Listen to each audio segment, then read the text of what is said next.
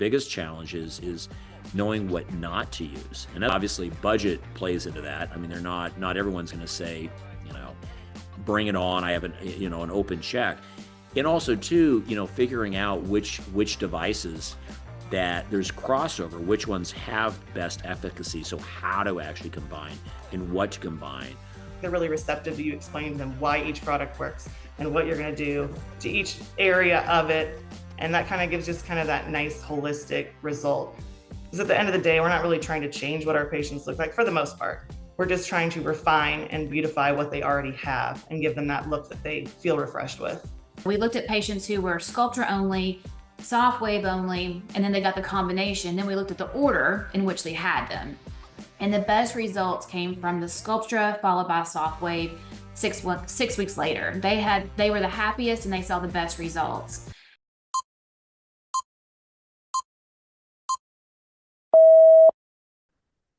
Good evening and welcome to the Business of Aesthetics Annual Expert Panel webinar.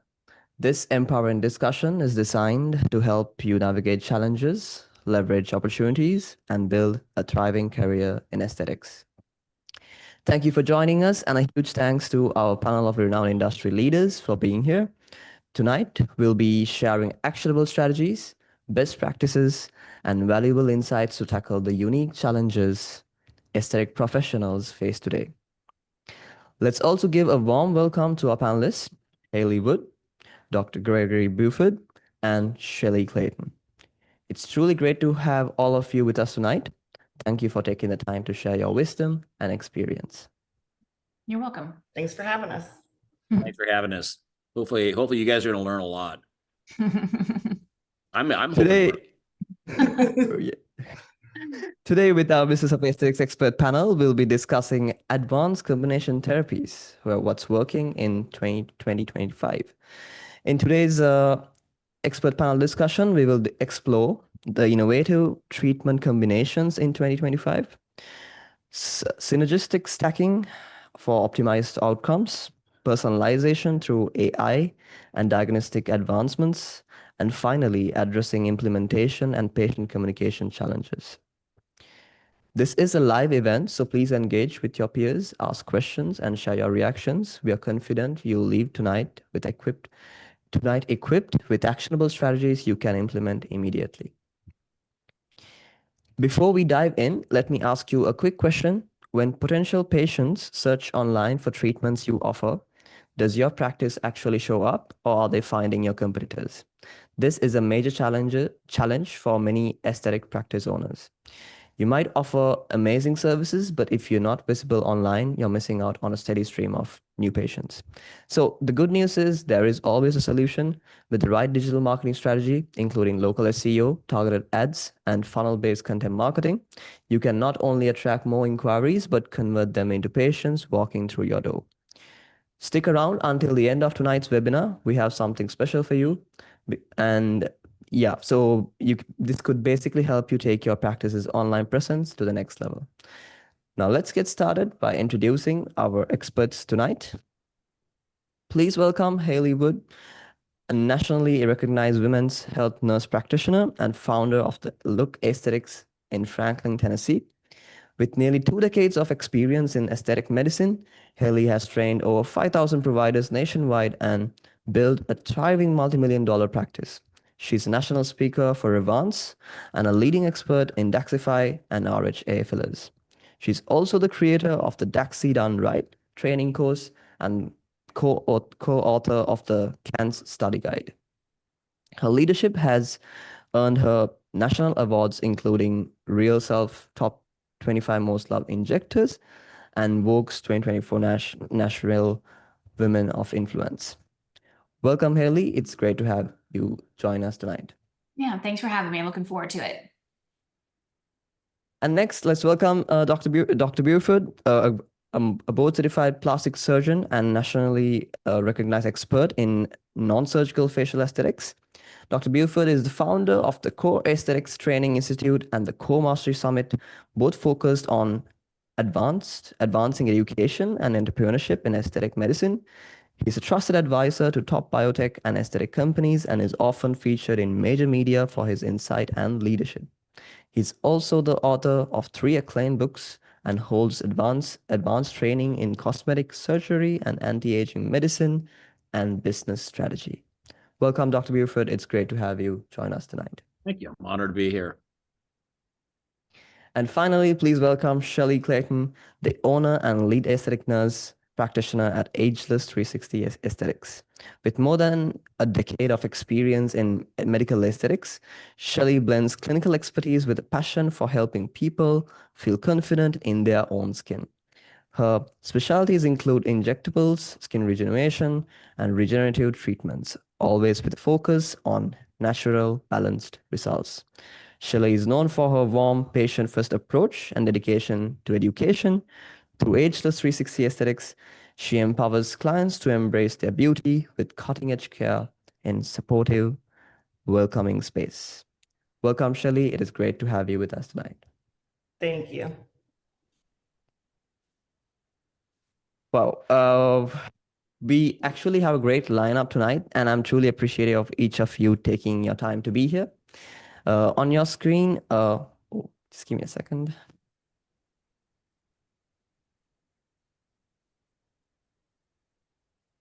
On your screen, you'll see the main points for today's discussion. I'm confident they will help you deliver an insightful and amazing webinar.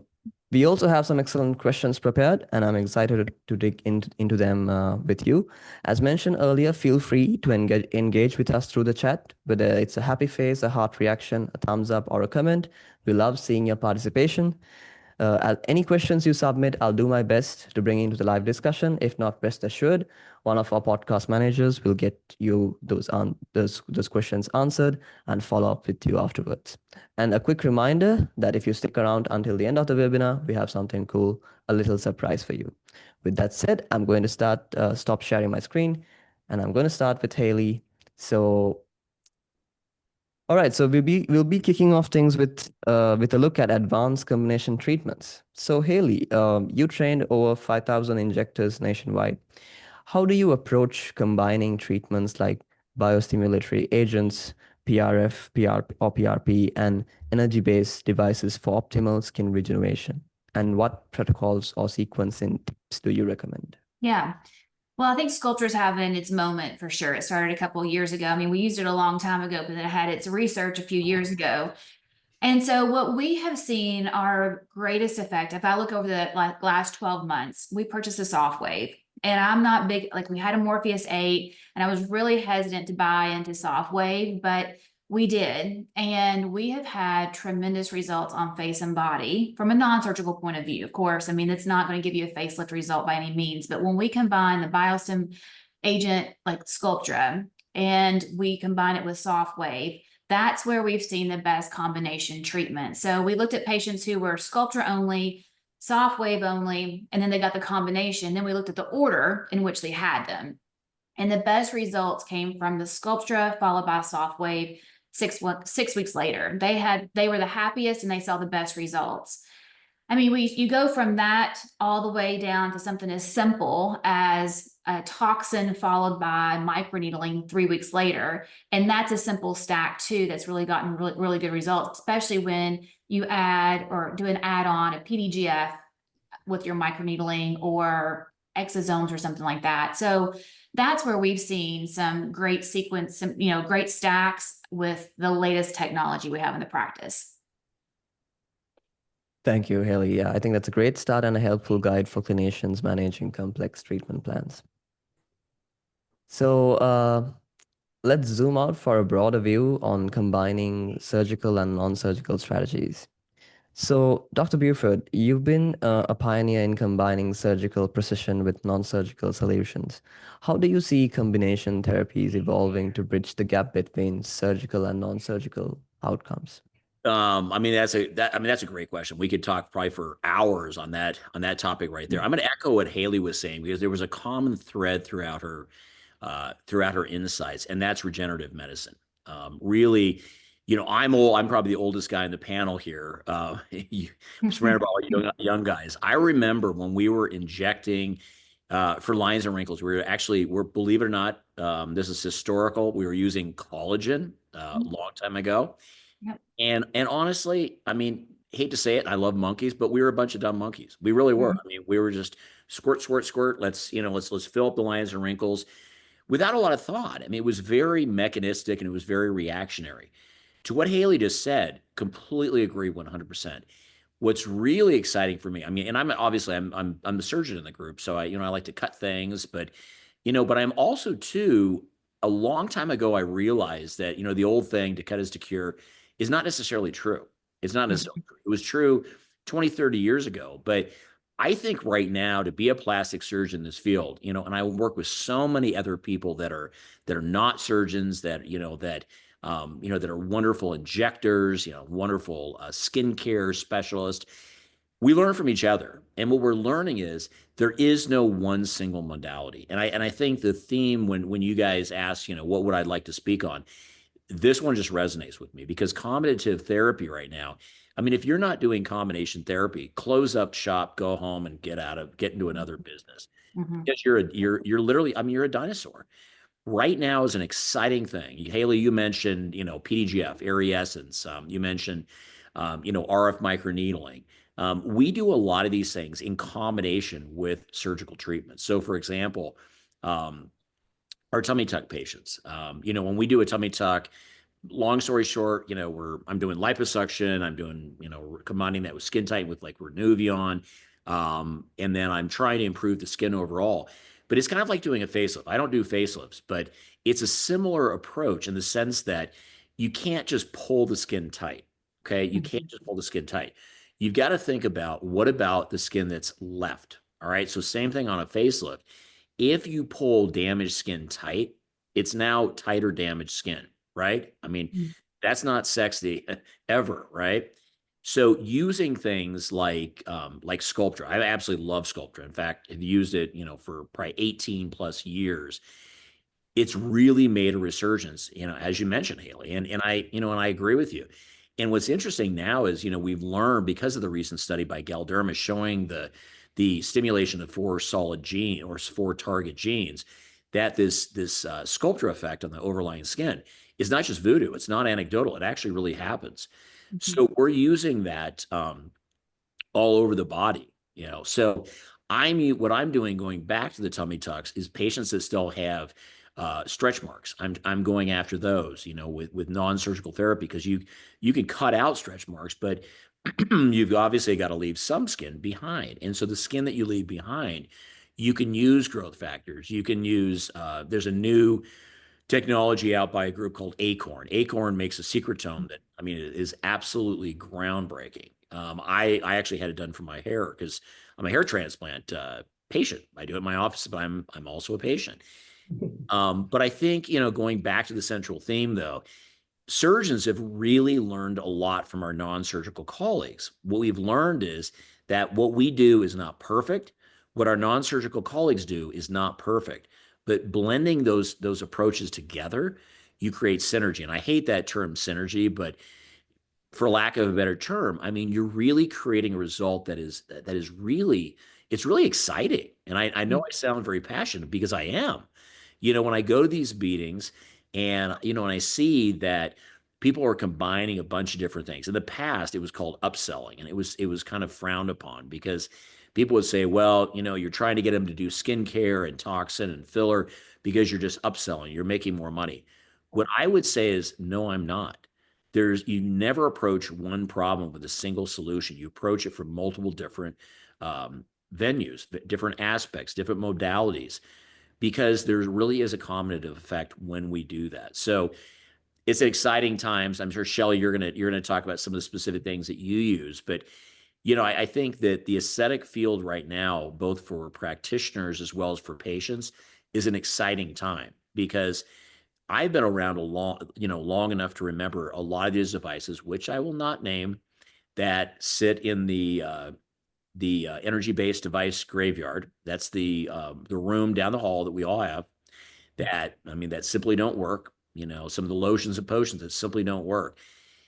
I'm not saying everything on the market right now works, but what I am saying or suggesting is the efficacy of a lot of these products and the scrutiny that we're putting towards, or we're casting the light that we're casting on these items is much more intense. And so nowadays with social media, you really have to show the money. You can't just say, well, I think this works, because someone's going to call you out. So again, exciting times, combination therapy here to stay. And, Shelley, I'd love to hear your thoughts on this. Yes, Yes. Shelley, would you like to, yeah.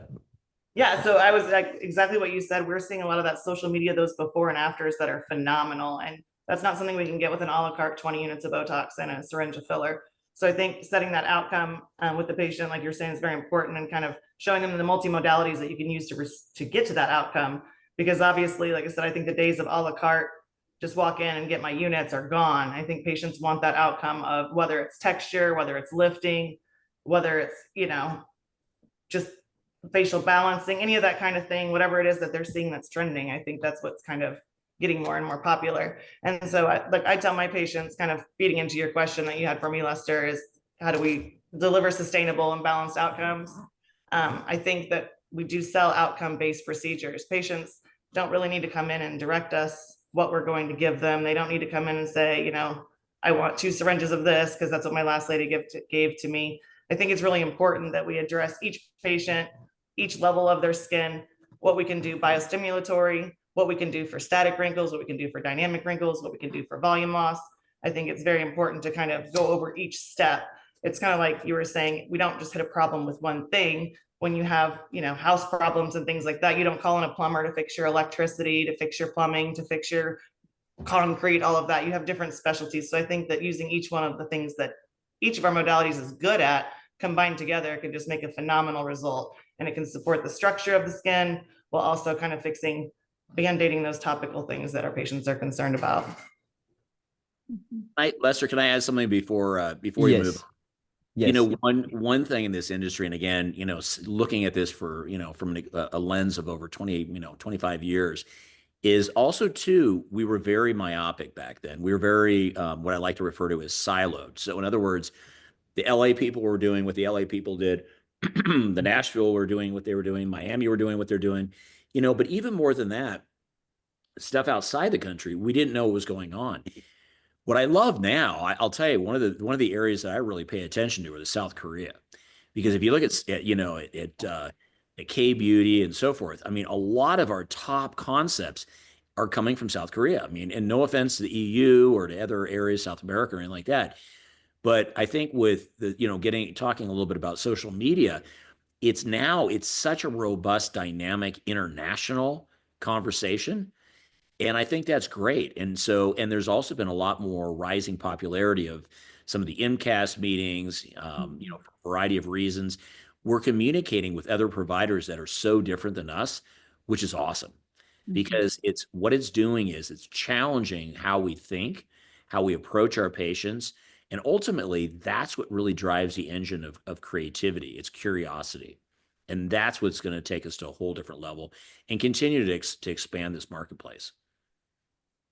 Thank you, Dr. Buford, and thank you, Shelley, for that discussion. Adding on to that, I think seeing what each other, like he was saying, seeing what each other do makes us all better at our job. We're seeing other people try things that maybe we wouldn't have tried and dip into different, combinations that maybe we never thought of. And so I think it's really making all of us better at everything by watching what everyone else is kind of dipping their toes into. We're all just getting better and better. Yeah, exactly. One thing I'll say, then I'll shut up. I think the toughest thing about medical training, regardless of whether you're, an MD, RN, PA, what have you, is, you go through your training program, you're surrounded by all your colleagues, and you get that feedback. And what you just said, Shelley, it's often very lonely in private practice because you're in there and you're in a silo and you're like, okay, I've got this patient with these 3 issues that I want to take care of.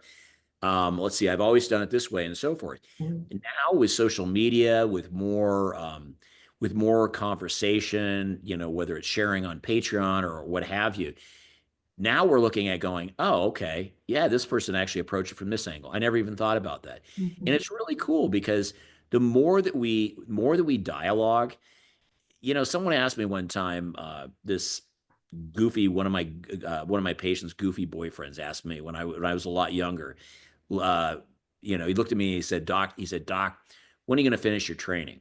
And I looked at him and I just pulled this one out of the air and I still I don't know how I came up with this. I looked at him and I said, the day I stopped training and educating is the day that I stopped working. And that's, I think, the way that we should all focus is that, I don't care what level you're at in your career. If you're a quote expert, we've got, we're all experts on this panel. But guess what? Experts learn from other experts, so it's arrogant to think that we know everything. And the continuing the dialogue and learning, like you said, Shelley, this person is doing this person is doing this. You're not always going to agree with them, but at least though it fosters discussion and it challenges us to really challenge the status quo of that's always how it's been. I mean, look at the laser industry. I mean, we've moved from the CO2 laser and the some of the vascular lasers being the main lasers. Now we have so many different ones. How many energy-based devices we have? We have items like soft wave. We have some great RF microneedling devices. I think sometimes actually one of the biggest challenges is knowing what not to use. In other words, I mean, I want to throw the kitchen sink at my patients, but obviously budget plays into that. I mean, not everyone's going to say, bring it on. I have an open check. And also too, figuring out which devices that there's crossover, which ones have best efficacy. So how to actually combine and what to combine. So it's, like I said, really, really cool times. Thank you, Dr. Buford. Again, a perfect discussion, and I think it's exciting to hear where innovation is heading. So, let's talk about results patients actually want: natural, subtle, and lasting. So, Shelley, as a provider focused on natural results, how do you approach educating patients about why combination therapies often deliver more sustainable, subtle, and balanced outcomes compared to single treatments? Yeah, I mean, I think we touched on that a little bit, but I will say, it is hard to provide structure to a patient's face when they don't have anything below the skin. So just adding gel filler is never going to be enough to give that patient that result that they want. So I think kind of working in stages, giving some of that regenerative biostimulatory treatments prior to adding, the icing on the cake. I typically tell them if we're going to add filler, we'll do it at the end. That's the icing on the cake, because we're going to use a lot less than we're going to use if we started off just throwing syringes of filler into somebody's face. Again, budget wise, that doesn't work either. So that's not always the best thing.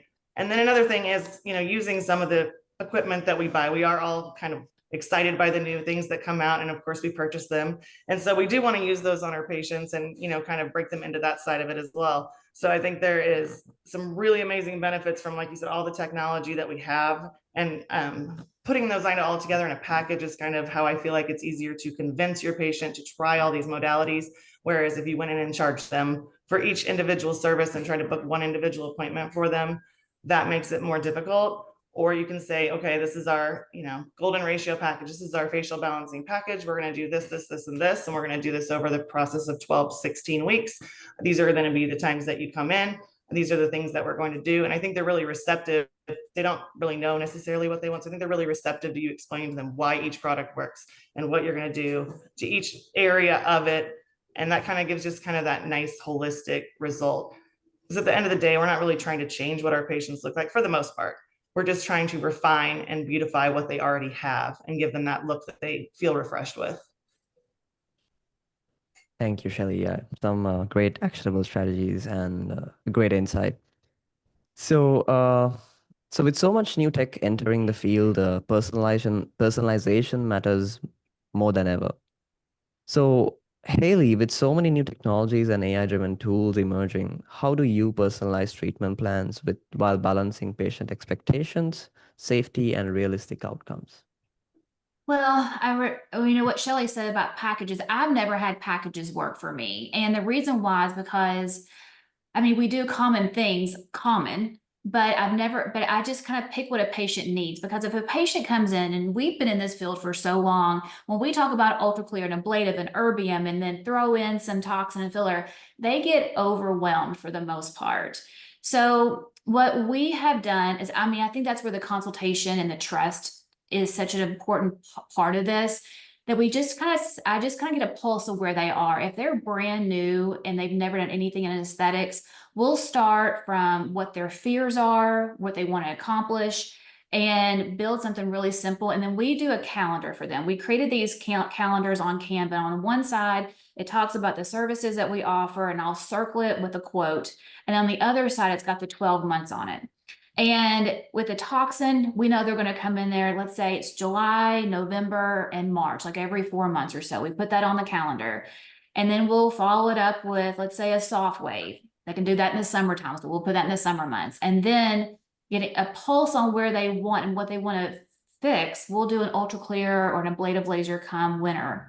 So that, and then I'll put a price together for that. And then they know for the next 12 months what they have when we make all those appointments.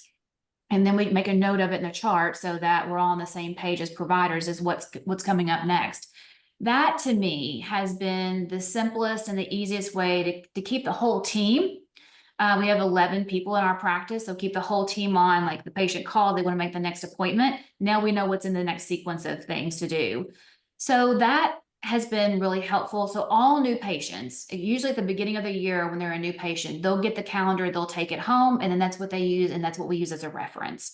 But yeah, I think you just have to kind of get a pulse on what a patient, some patients, they don't want a filler, they don't want toxins. So we'll go straight to a laser, a Moxie BBL, or we'll go to, I got a patient the other day, she was 70, and her brother-in-law was a cardiologist, and he told her never to do toxins. So I had to unravel all of that.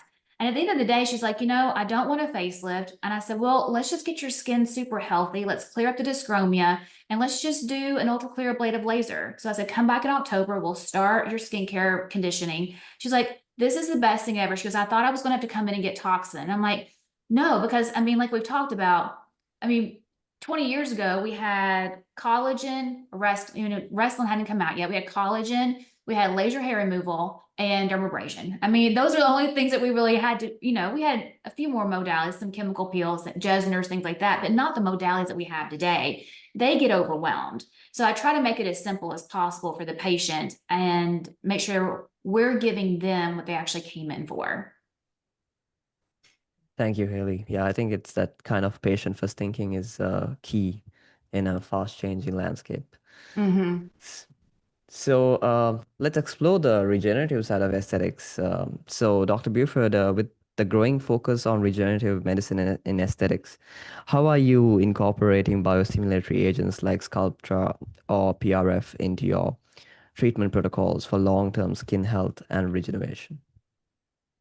Well, the simple answer on that is the future of facial rejuvenation and just rejuvenation in general is regenerative medicine. It really is. As much as I like the HA fillers, I was at a meeting a few weeks ago, and someone made the point of saying, and probably in 5 years we're going to say, I remember when we really relied on those HA fillers, and it's kind of look at it historically. There's nothing wrong with HA fillers, but what I look at is the why. Okay, it's the why, and I think too often people just grab a syringe, squirt something in, they say, I need volume, what have you, not looking at the why. And the why is, why are you doing it, and the how. How do we actually age? So we all know there's three major things that we lose in the skin as we age. We lose collagen, elastin, and HA. Okay, if you look at a product, such as Sculptra, which I'm a huge advocate of as well. The studies show that it stimulates collagen and elastin. Collagen and elastin. Other products like the secretomes, some of the exosomes, and I'll talk about that in just a second, are really a way to replace what your body has lost with the aging process, instead of artificially just squirting in volume. To me, and again, there's nothing wrong with using HAs, but to me, this is a much more thoughtful approach. What I've seen, one big change that I've seen as well too in rejuvenation, especially in facial rejuvenation, in the last probably 5-10 years, is the use of cadaver labs. Okay, and cadaver labs are so powerful. Hats off to the guys that are supporting those, that are running those, because we're now learning why we're doing what we're doing, what's under the skin, how things are aging, where to put things, and so forth. But without getting off topic, back to regenerative medicine, I think the biggest challenge in regenerative medicine right now, though, is there's a lot of smoke and mirrors. there's a lot of shiny objects. I mean, if you ask, I would say if you ask 9 out of 10 exosome companies to show you the money, so to speak, they don't have it. I mean, it's a lot of it's smoke and mirrors. There's very, very, very few good, solid studies out there. So the science, the work has to be done, and I would encourage companies to do that instead of just throwing an exosome out there and saying, you know what, the important thing is it's plant-based. The important thing is from platelets. The important thing is from this, or it's this many, units, this many cells, what have you. Most practitioners are completely confused. And I'm going to call BS on a lot of the companies in the space, unfortunately. So there are a few companies that have actually looked at the science behind them. I mean, one of the big companies, I think Ryan Aesthetics, with their plated, does have some fairly good science behind it. Acorn is currently doing a study to look at use after lasers, RF microneedling, and a variety of things. These are the studies that need to be done because we really need to know not only what they can do, but also the limitations as well too, because these products also too are not going to be perfect for everything. So they may need to be injected with other products. For example, one thing that we're looking at doing, we haven't done it yet, but we just started with the Acorn Secretome, is combining that with Sculptra. Okay. People have combined Sculptra with PRP, with a bunch of other things, with exosomes and so forth. The challenge right now, though, is a lot of the results that they're getting are very anecdotal. They're one-offs. Here's this great result, but was it the Sculptra? Was it the exosome? Was it even just, we know that needling the tissue actually does something as well too, which is interesting. So, I would really challenge all of us, including all of us on the call, to really, look at the science behind everything, because our patients deserve that. They deserve to have really good, hard, solid science. The tough thing, though, is when you're so far on the cutting edge, and I think a lot of practitioners now that you see are doing things, they're trying them. They're trying this energy-based device with this topical. I mean, Sculptra comes up over and over and over again as a topical that's being used for that, or exosomes, or, secretomes, what have you. I just like to see a little bit more solid science behind that to see, what really works and what is less helpful. Because ultimately, what it comes down to, and it was mentioned before, is patient expectations. It all comes down to expectations. So you need to keep your patients happy, because you're only as good as your last result. Okay. And so really, and I always say to my patients as well, is that every single one of them is a walking billboard. So what that means is that they're out there walking around, they're showing off my results, and hopefully they're very good. So regenerative medicine, I'm super, super excited about it, but I think it still has a long ways ahead of it, but it's a very exciting and very engaging field. Thank you, Dr. Buford. Yeah, a great insight and some great, a great perspective as well. So AI is transforming consultation rooms everywhere. So, Shelley, with the rapid rise of AI-powered diagnostics and facial analysis tools, how are you integrating these technologies into your patient consultations while maintaining a personalized, hands-on approach? So I'm pretty old school. I think that there is nothing better than an assessment by a human, a touch, a talk, a conversation, a discussion of concerns. I don't think there's any AI tool that can tell you what needs to be done to your patient. I think there are some really cool things coming out that are scanning skin, and they're doing different things that I think you can really get a lot of information about, sun damage, dehydration levels, amount of wrinkles, things like that. With the Vizia, I think those are super amazing for patients. We don't actually currently have one. We use our skin scope I have back here. It's kind of more like a Woods lamp for basic purposes, but it does do a lot of patient information. They kind of get to see what's on their skin. For a little while, we tried this AI injectable thing, and you may see it on your ads all the time promoting this AI injectable. It was weird. It gave all of our patients every kind of filler that was possible. And then they all looked the same. So the result did not actually look, I have this weird sun on my face, sorry. The result did not actually look anything like what the patient would look like with that filler. And so then it almost felt deceptive. So we took that down. I do think AI is going to transform some of our consultations at some point. I just don't think I have found the technology that makes me feel like it's better than my human, eye-to-eye conversation. But I do think AI is beneficial in many ways for our practices. I do utilize it for writing policies, for reviewing, rewriting things that maybe I wrote that I want to put a little flair to.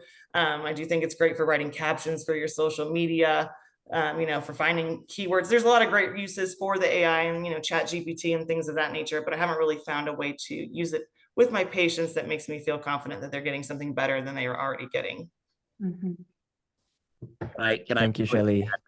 Yes, go ahead. I agree with you 100%. But I'm gonna veer from you just a little bit and say that I actually am starting to use. There's a new app called Ponce AI, which I'm just disclosure. I'm working with the founder on this. But I think to your point, nothing's going to replace the human. I mean, it really is. And I mean, that's the art behind it.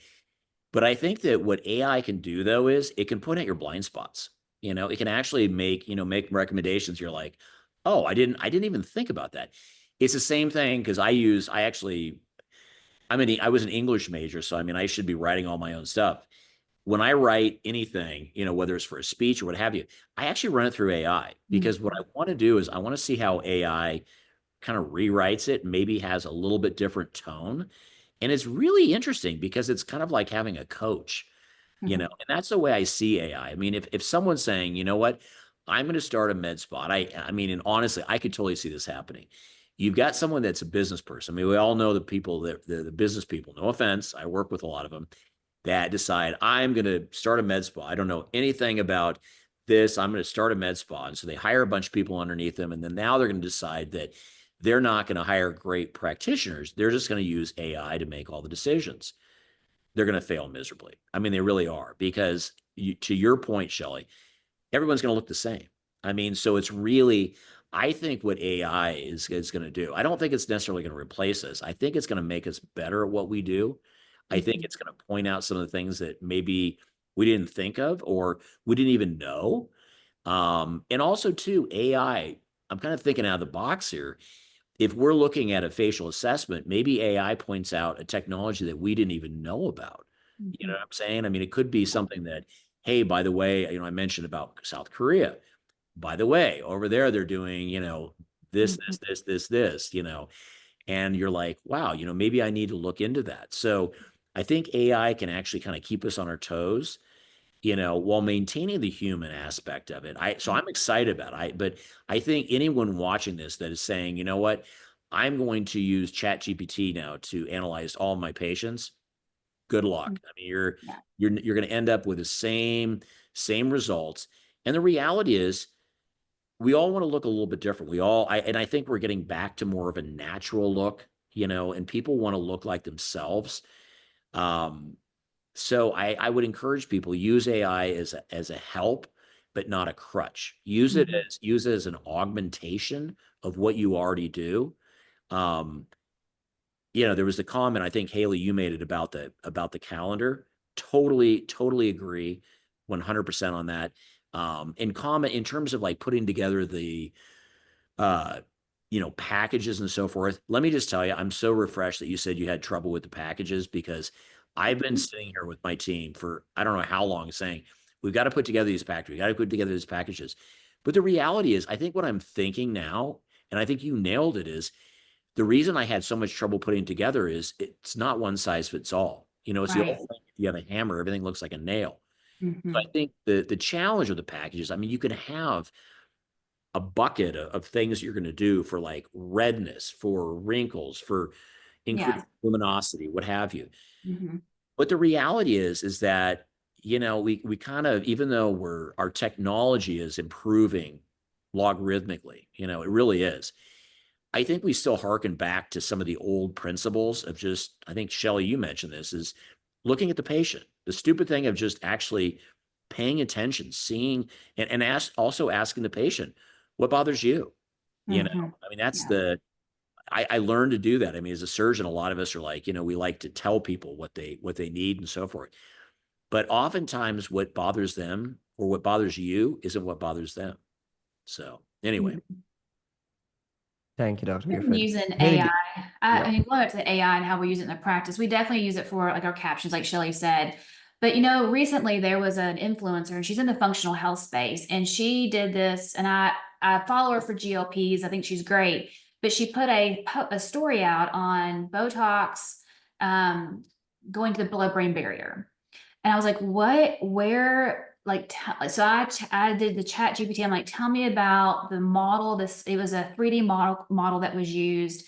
And then it helped me understand the paper more, it helped me understand the paper. And then I took it to the MSLs and I was like, okay, tell me more about this study. Cause I know when it was not just functional, but when they throw this stuff out there and they can't support it, then it comes back on us to be able to support it. So I've been using AI to just do like some simple, like tell me like the latest white papers on how to treat the complications in the a vascular compromise.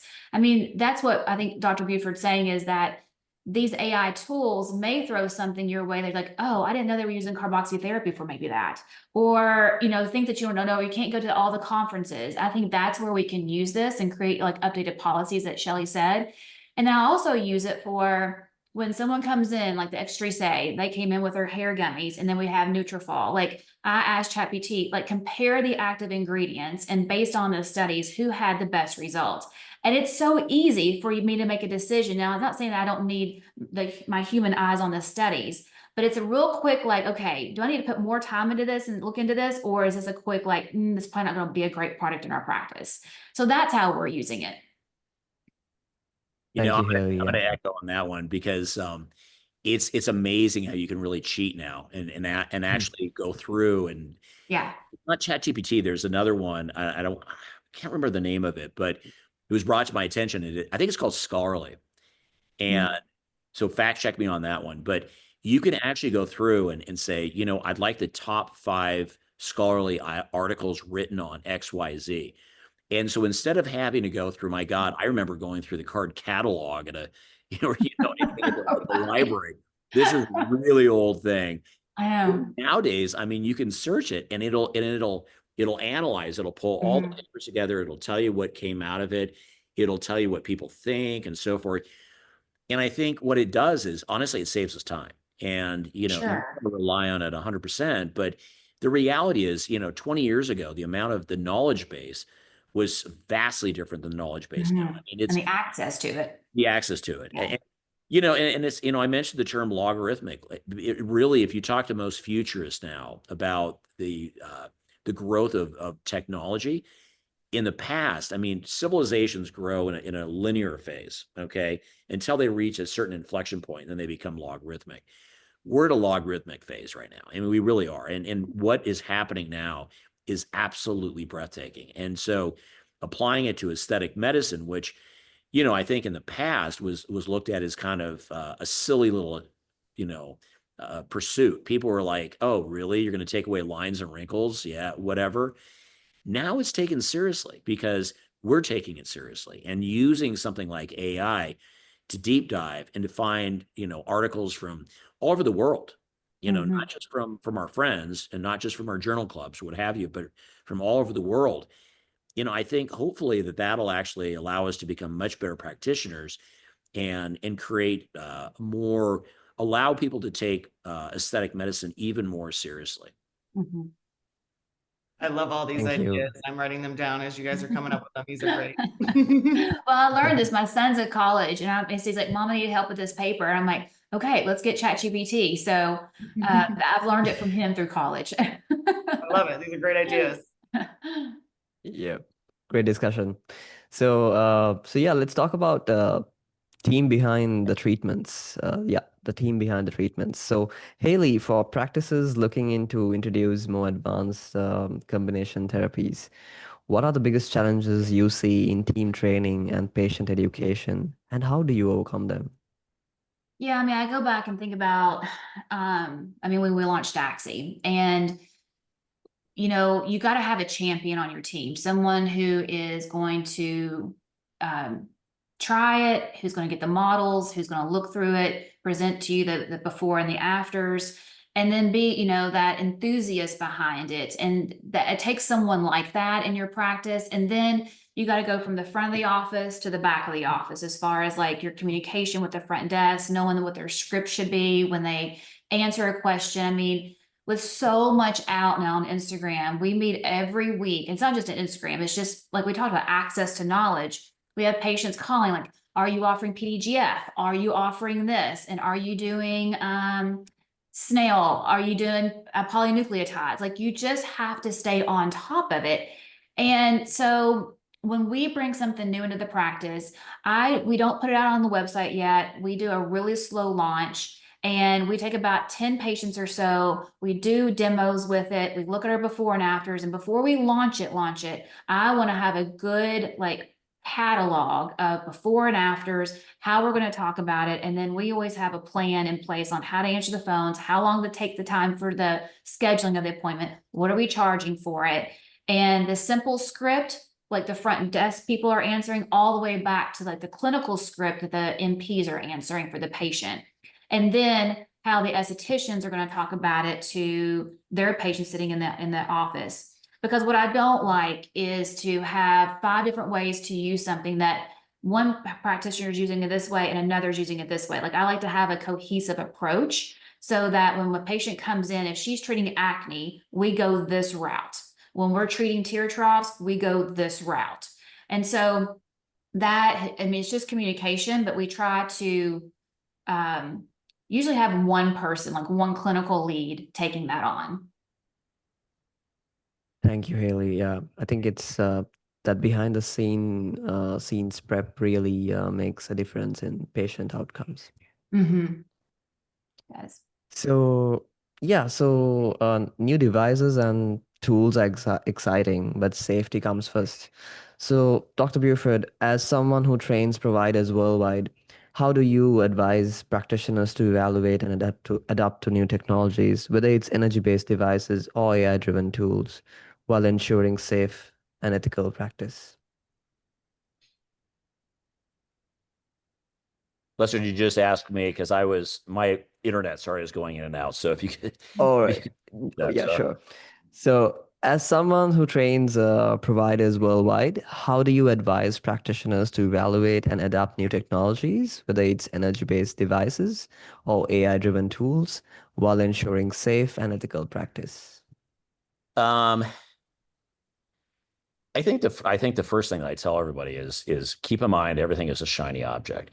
The most dangerous time is the Monday right after a meeting, because everybody goes to a meeting, they learn all these things up on the podium, where they hear people talking about the latest and greatest in products, procedures, technologies, which excuse me, some of it may be correct, some of it may not be. Then they come back and they just launch it. They launch it. And so practice managers just absolutely hate the Monday right after, because that's when we all come back. We're all excited. We want to do this. We want to change the world because we've learned the next best thing, since sliced bread, whatever. So for me, I think, as I mature in my practice, I've learned to step back a little bit, and maybe not get something immediately. But one thing that I also do as well too is I actually vet these devices out, and I vet these companies out. One little trick, a little KOL trick is, so honestly, I learn more about these devices, and you're gonna laugh, at the bar at meetings. Okay. Mm-hmm. Why do I learn at the bar? Because after a few cocktails, everybody opens up. And I say, you know what? Was that laser really that good?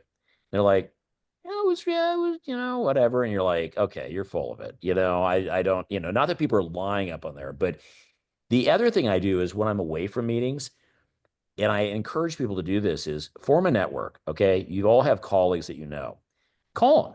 I don't have a problem reaching out to people. And the funny thing is, people reach out to me all the time. I get people that I don't know who they are. And, my staff will be like, hey, Dr. B, so-and-so called. They're a nurse practitioner from, Tampa. They want to know that you use this. Do you have like 5 minutes to talk to them? And I'm like, not a problem at all. And I, as long as the time will allow, I try to pay it forward. And the reason I do that is because creating networks is so important. Creating that, again, getting back to communication and dialogue, because so much is changing so quickly. So being able to vet things out, the studies, I will tell you, I'm going to be a little controversial. I believe pretty much most of the studies I think are total nonsense. Okay. Why? Because if you look at the filler studies, if you look at the toxin studies, what do those show you? They show you non-inferiority. They show you that they're not going to kill your patient, but they don't tell you a whole lot more. They really don't. If you break them down, they don't tell you a lot more than that. Same thing with the energy-based devices. Most of those studies, they're just going to show you safety. So what I look at is I look at the devices, I look at the studies, I also talk to people and I say, you know what are your real results? And I know I'm not going to I'm not going to call it any brands, but there are some EBDs out there that were hyped, big time hyped. People spend a ton of money on them. And now, guess what? All I have to say is look at your used laser guy, and he can give them to you for a fraction of what you paid for it new. And there's a saying in our world, how do you get rid of a laser rep? Buy a laser. Okay. That's how you get rid of them. So vet the company. The other thing I would look at as well too is look at who the advisors are to the company. Okay. Mhm. That's one thing that I look at. If they have solid advisors that I trust, that I know are really good, whoever they are, then that also gives me a little bit of pause because, nowadays lasers are expensive. EBDs are expensive. I remember the days when you could buy a device for under $100,000. Now you're talking about some of the devices costing $300,000 and more. I mean, that is an awful lot of money to spend. And if you're a large group practice, say you're a five person plastic surgery practice, yeah, or you're a big derm roll up, yeah, you've got a big budget because you've got all these providers that can use it. But if you're a single person, I mean, it's hard because you're rolling the dice and you're putting a lot of money on that. And keep in mind as well too, you've been in practice for how many years? Your results, your last result, or I should say, you're only as good as your last result. And so keep in mind that, when you want to just grab at something and just try the next, whatever it is on your patients, think about this is that can actually undermine the credibility of all those years past that you really did pay attention. So don't just jump into it. I mean, really, really research things. Um, I love what you were talking about with AI used to research things. Hey, the more information, the better. Yeah. You can look at satisfaction scores, what have you. That's why would that not be helpful? But Mhm. for the most part, though, I'm not saying I don't trust the companies, but the companies are there to do a business, right? And they're Yeah. gonna, they're going to Yeah. sell you their products. And there are some really good companies out there, and there are some companies out there that are used car salesmen, and they are Mhm. not companies that I will work with. Mhm.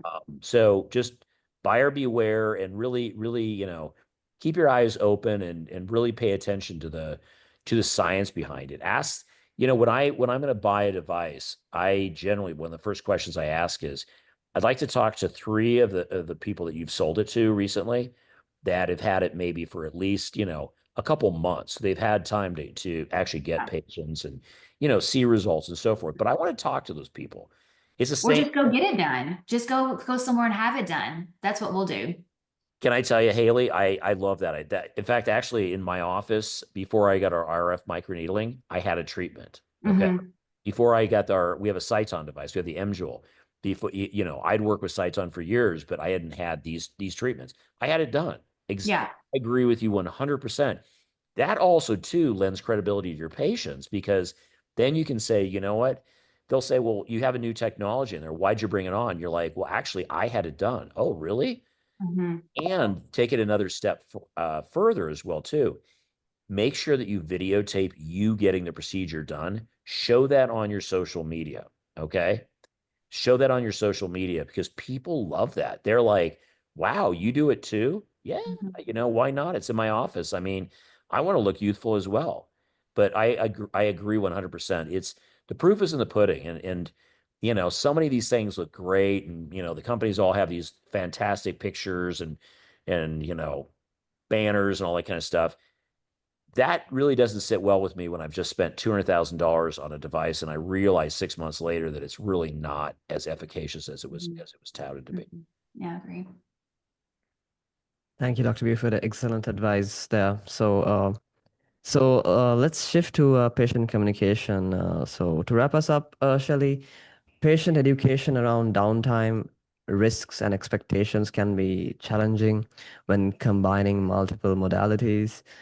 What strategies or communication tips have worked best in your practice? I think realistic expectations is the most important thing that you can do and that you can set for your patients. Going back to what they said, my favorite thing to do is have the treatment done. That is the easiest way for me to explain to my patient how it's going to feel, what it's going to be like, when it's going to be miserable, when it's not, if you're going to be able to, do your normal activities, or if you're going to probably want to Netflix and chill with yourself. So it kind of, I think that's one of the best things. You can also pictures when you do it of yourself, like obnoxiously detailed, as many as you want from every angle, 27 ways, from everything. So you can show people kind of each day by day, what things are going to be like and give them that really realistic expectation. Again, with the social media and things, they will go see these different advertisers that will say no downtime, non-invasive, no downtime. And we all know sometimes that's a lie. And it's also not painful. And we also know that's a lie. So I think it's also important to try these treatments, like one of the ones you were talking about, I believe earlier, they said, oh, it's not painful at all. Well, you can't get a patient through it without an hour of numbing, a Pronox, and some prayers. So it's, there's that thing that kind of comes into play too. So I think it's very important to, try the treatments yourself. As far as the communication goes, we are over communicators on post-op results. We're going to send you, when you get an appointment, we're going to go ahead and send you pre and post-op instructions. When you come in, we're going to go over it with you in person. We're going to talk to each patient about it. Then we're going to hand you a paper form of that. And since our patients will most likely lose that paper, we also have that paper on our website. So if they do lose it, no problem, go to our website, click on the treatment that you had. There's going to be some post-op instructions there. I think it's really easy to forget what your post-op instructions are when you just went through a painful procedure and you kind of can't wait to get out of there. Your face is on fire and you kind of just want to go out of this place. So I think it's really easy to forget what they told you to do. I think it's great to have it written down, whether it's little cards or whether it's a paper or whatever, just something that they can physically hold.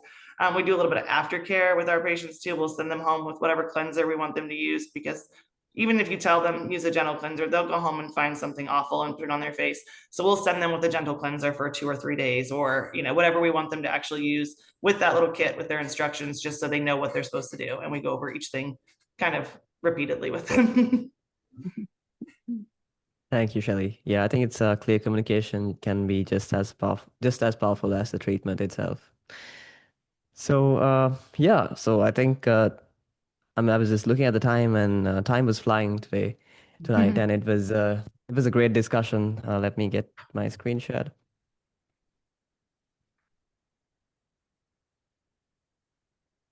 Yeah, so I love to keep going, but I want to be mindful of everyone's time. Tonight has been awesome. So many comprehensive answers, valuable takeaways, and rich insights. Thank you all so much. Before we wrap up, I promised you a special gift, a little gift, and here it is. I want to share something I promised you at the start. As I said, it is a complimentary practice growth strategy session from Naren Arulraja, the founder of Business of Aesthetics and CEO of Equa Marketing. He's offering you it as a thank you for joining with us tonight. You'll meet with Lila Stone, the marketing advisor for the Business of Aesthetics. If you don't know her yet, she's helped hundreds of aesthetic professionals grow by improving their visibility, SEO, reputation, and more. So what makes this this session different is that Lila will actually study your online presence, your local competition, and your search rankings before your call. Then she'll walk you through personalized insights for your practice. Okay. So you can see a QR code on your screen. You can check the link in the chat to book that session. So if I were to ask you, you can think about it. Are people in your area finding you online? Are they choosing you when they do? And the last question you can ask is your marketing working while your clinic is closed? So this session helps you answer those questions and fix what's missing. Whenever I get these kind of sessions or offers like this, I just ask myself, what's the risk if I say yes? Honestly, it's just your time. So there's no sales pitch, no strings attached. But what's the risk if I don't? You might be missing out on something that could be that could really help you grow your practice. So I encourage you to look at it. I will just leave with you with that. It's free, it's custom, and it could unlock your next level of growth. So our time has come to an end, and it has been awesome. First of all, thank you to our expert panelists, Haley Wood, Dr. Gregory Buford, and Shelley Clayton. You all were amazing. You shared so much insight, amazing best practices, and wonderful actionable content. If I were to sum it up, I'd say collectively, you made the complex simple and the hidden visible and the difficult easy. Thank you for having us. Secondly, thank you to all of our attendees for the privilege of your time and participation. Without you, we don't grow together. Without you, we don't set each other up for success. A reminder to like, share, and review us on your favorite social media and stay connected with our panelists if you like deeper conversations like this. Until next time, on behalf of our panelists, keep striving for excellence and exceptional patient care. Thank you again for being with us tonight, and we'll see you at the next expert panel series. Until then, take care and good night. Thank Thank you. you, everyone. Bye. Bye.